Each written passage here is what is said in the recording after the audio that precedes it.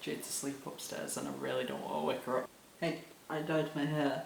It's blue and purple and it makes me feel like Sully. I've also got water in my ear so I can't hear myself properly, and I'm trying to be quiet for Jade as well.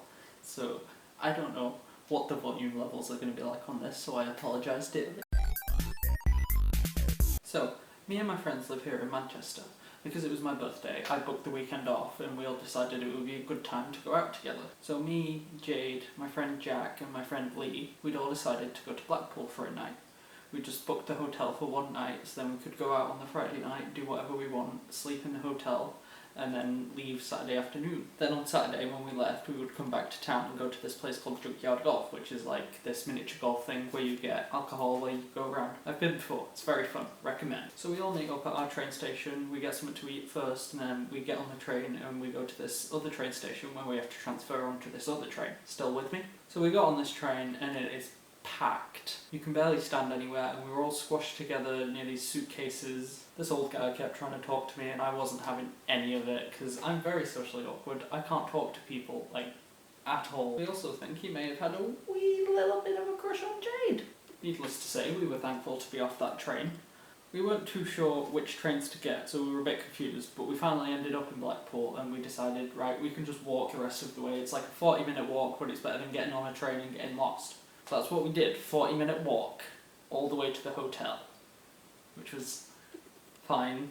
We get to the hotel and ring the doorbell so they can let us in, and this guy opens the door and he looks at us with the most disgusted face in the world, like we've just murdered a bag of kittens and thrown it on his doorstep. He says, fine, come in. He takes us to his front desk and he says, well, this is for families really, it does say that clearly on the website. And he gave us some spiel about how me and Jade can't mess around at all because there's families here.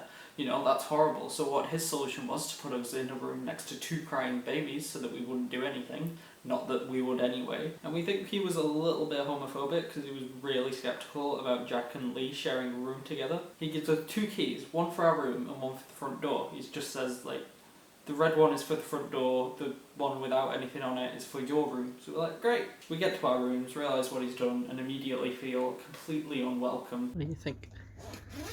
Well, we got told off before we even got to our room. So, fun times. Fun, yeah.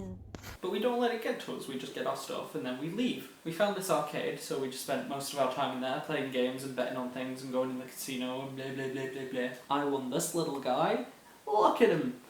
Bunny! 2 of our friends who live in Blackpool meet us at the casino and show us around and tell us that we can get the tram for really cheap so we don't have to walk 40 minutes every time we have to do something. It was all good. They all went out for food and me and Jade stayed back so she could get ready for a night out. And this is when it went wrong.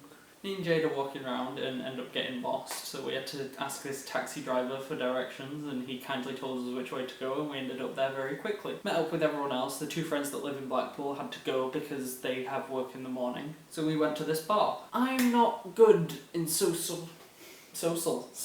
I'm not too good in social situations. I get really anxious, so what I did was I went on my phone and started drawing art on Snapchat to distract myself and didn't interact with anyone for the whole night.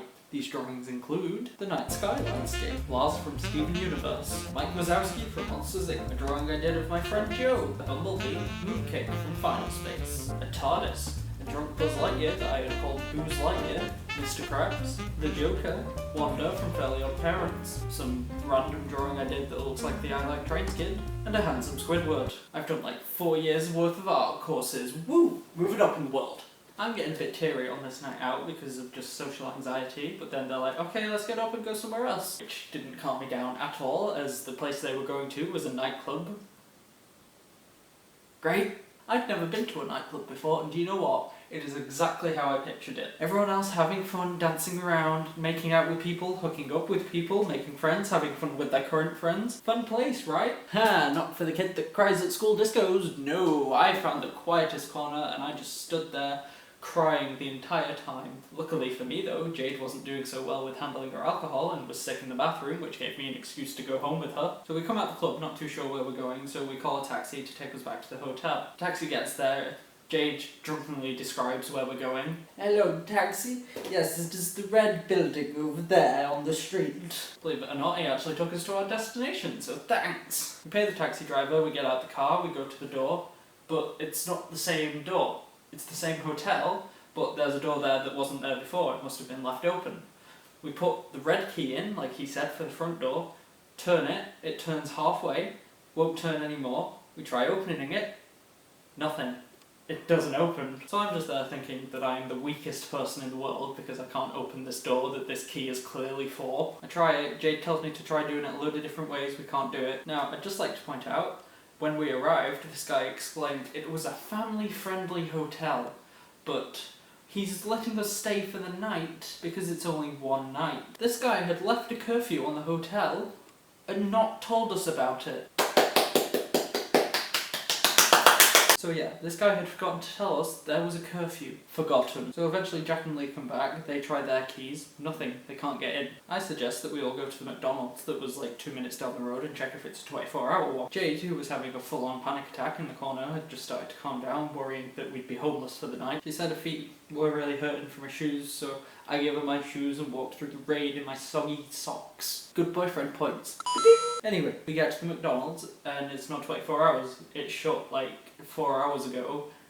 What do? Then Jade, being the genius bean that she is, Googles to see if there is any 24-hour McDonald's nearby. There's one that's at about an hour walk away, so we phone a taxi and get there in like 10 minutes. We get in the taxi and we explain to the guy why this has happened and why we're going here. He finds it very funny and we have a joke and we have a laugh with him and we tip him and he's very thankful and we're very thankful that he's took us there, and yeah. We get to the McDonald's at about 1:30 in the morning and we explain our situation to them. The staff at this McDonald's was so understanding. They let us stay in a booth like for the night. We had the iPads to play on. We had a load of stamps on our hot drink card, but none of us wanted a hot drink, so they let us have a cold drink with it. They were very nice. So we're all sat there complaining, like, we can't believe this has happened, we're exhausted, all we want to do is just get in bed. We all have some food, we all have a drink, we calm down a bit. The staff come over and have a joke with us, they were really friendly.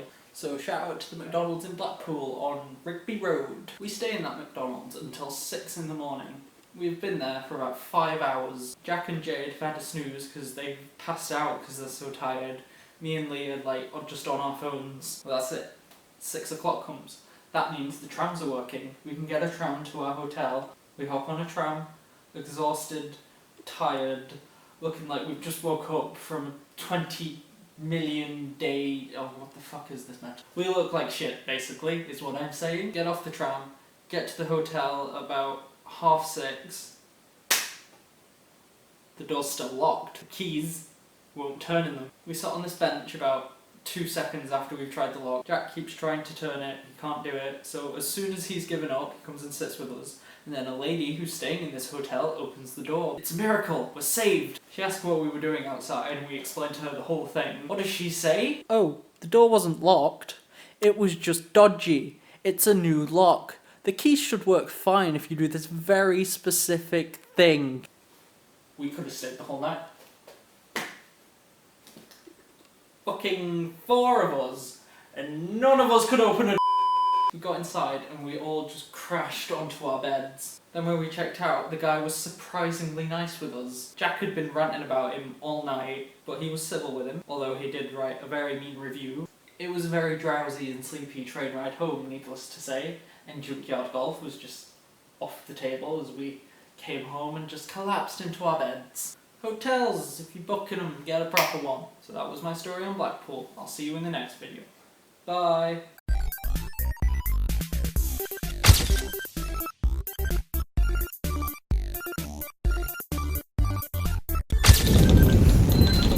Hello. I'm vlogging for you. Yeah. Yo, what's up guys? Welcome back to YouTube. Today another vlog.